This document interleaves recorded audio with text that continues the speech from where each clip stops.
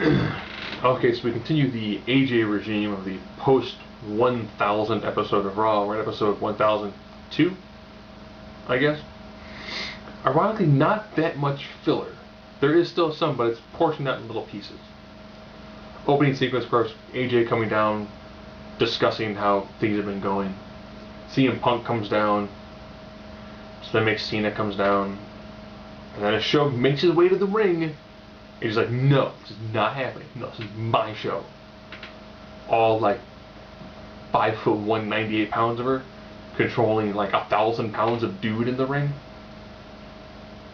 I do like where Punk's going with this. I do like there is no respect for me being champion. It makes sense. He's headlined one pay-per-view. One. That was a TLC in December of 2011. He's been champion since Summerslam, since Survivor Series 2011. He has not been the main event. He is not. He's had probably the best match on the card since then, but he is not the main event. And he should be. Let's just be honest. Except for WrestleMania. In WrestleMania you had two matches that were obviously a lot bigger than the championship match because they were an end of an era match and one lifetime match, but it made sense. And then they did another Raw Interactive. Now I start watching my Raw an hour 20 minutes later so I can skip through commercials, as well as random touts. And during the commercial break, you were given three options: Miz, Kane, and Ray. All decent ideas for wrestlers. Look at Ray. Nice back and forth match, doesn't matter. Punk wins. Good match, liked it, worked well. Del Rio in the back, getting his car parked. Meh. Him talking with AJ. Eh. Then Del Rio fights Christian. Del Rio's still getting his gear on at the time. Decent match, nice back and forth. Of course, Del Rio wins and beats Christian. But then Sheamus steals his car. And then does random things like, trashes it, goes to the Alamo. He mentions later that he ate Mexican food and that's why it stinks. So I guess Irish people and Mexican food don't quite mix. Sheamus also makes mention that it's much better than the mule he has at home.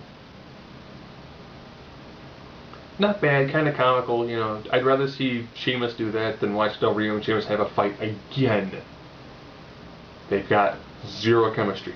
Zero. That match is gonna suck. Oh, we had Divas match this week too. Kelly took on Eve for some reason, and Kelly won. I guess maybe she re-signed. I hadn't missed her not being there. Still like to know what's going on with Layla. I think she's still Divas champion. They still have a Divas belt. The team of the Primetime Players, this time with no outdated rape jokes, took on Primo and Epico. As Primetime Players were about ready to leave the ring, like they always do, and about ready to lose. R-Boom or Air Truth. What do they call Kofi and R-Truth? It's Kof Truth? R-King? Whatever. They come down, they chase him back into the ring. Backstabber, 1, 2, 3, the Colognes pick up a victory. No Rosa Mendez. There are two stories circulating. One, she was intoxicated at an airport. Two, her boyfriend or slash fiance beat the crap out of her. So either one, she was drunk and didn't get off the plane, or two, her boyfriend whooped the daylights out of her. Her boyfriend, of course, is the person who was Tyson Kidd's bodyguard for like 2 weeks. If that is true, real men do not hit women. Period. But again, that's from the reliable source of TMZ. If it's true, hopefully, Rosa can escape from that situation. She probably obviously has the money, and if not, Vince has lots of resources to help people who work for his company.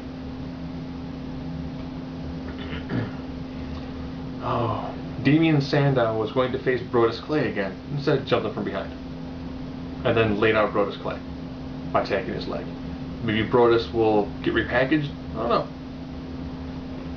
Ryback took on Kurt Hawkins and Tyler Rex in an actually decent match. You know, lots of tagging back and forth. This was a pretty hard, pretty physical match. And Ryback, to his credit, didn't get super gassed. He did kind of blow a move where he went to do like a running boot and kind of lost his footing. So he kicked the guy in the chest, and then his foot followed him all the way down to the canvas. Almost like a running curb stop. He is still green and he will end up hurting somebody, but a very impressive victory. You know, very little Goldberg chance this time. They were in San Antonio, so of course they had to be HBK appreciation time. And of course, who comes down with Brock Lesnar. But with Paul Heyman doing the majority of the talking, which he should. Lesnar's not very good on the mic. He never was.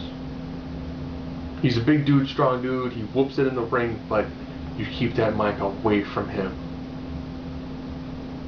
I remember when he was a face, and he was like, "That's fine and dandy like sour candy."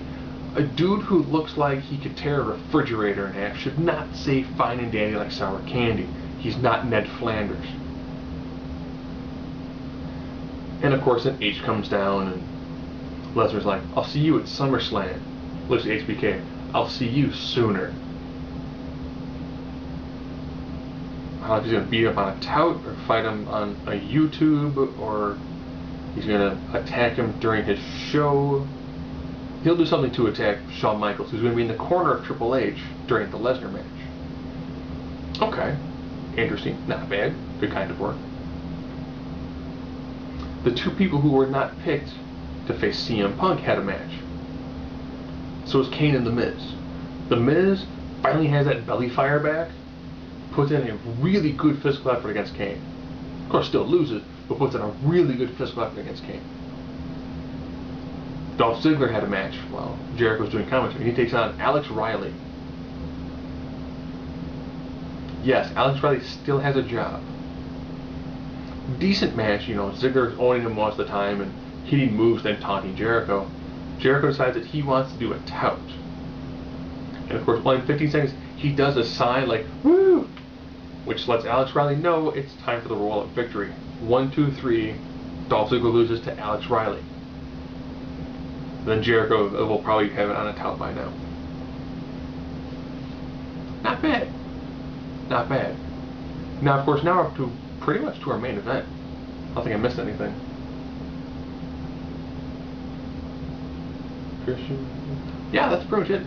Our main event match. Daniel Bryan versus John Cena. Guess who wins? That's right. John Cena wins via an AA. Beautiful back and forth match, you know. John took a beating by Daniel Bryan, and Bryan looked impeccable through this whole match, but he's Daniel Bryan. The ending sequence went from an STF, slide out of an STF, reverse into the no-lock, going for the no-lock, reverse out of the no-lock, pick up into an AA. It was nice, it went well, you know, good amount of back and forth. Of course, Punk's doing commentary. Show comes down, you know, yeah, they Punk come down, Punk gets in Cena's face, Show comes down, Cena and Show start fighting, Punk attacks Cena, Cena falls on Show, reverse that, Show falls on Cena. Then Punk goes on and cuts some commentary, great commentary. You know, like, I deserve respect, and the show should end with me triumphant in the ring because I am the champion. Beautiful promo. You know, pseudo heel Punk, or actually now I'll be honest, he's smart Punk now. Did a great job. That goes back in the ring. Is going to hit his big kick on Show. Show catches him. Knockout shot to CM Punk. John Cena stands up.